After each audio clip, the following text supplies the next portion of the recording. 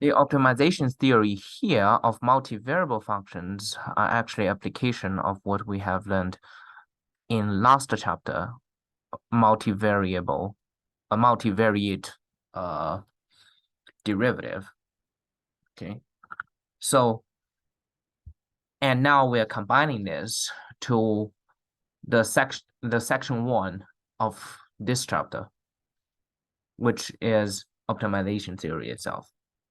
So what we learned in last sector 5.1 is optimization of univariate function. So the mechanism is basically similar. Here, what we need to do again is to do first order conditions to find the stationary point, namely the relative extremum.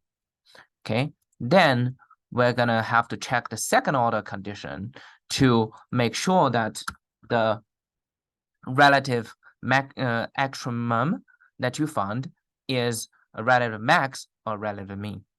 But here, I ask you to flip the sequence. So usually the solution of first order conditions here are not that simple. So what I would recommend is we derive the second order condition first. We check that first to make sure here we do have a relative max or relative minimum that fits the context. Then we go ahead and solve for the actual x and y that maximizes the target function, the objective function.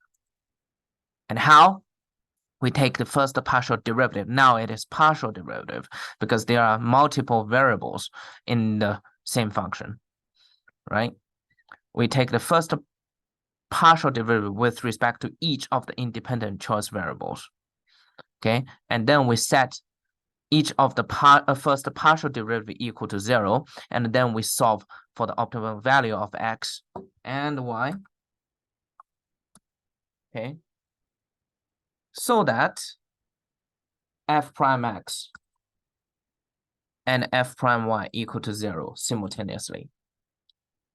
Okay, so again, steps 2 to 4 are first order conditions.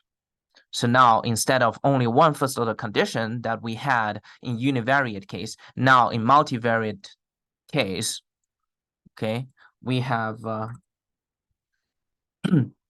we may have multiple first order conditions. Okay, so how many should we have? It is dependent on how many independent variables that we have. For example, here we only have 2 variables, right? Say the function is fxy equal to z. In this z function or fxy function, there are only 2 independent variables. Then for each independent variable, we will have an individual first order condition, which is the partial derivative equal to 0. Okay, so here it is the concept.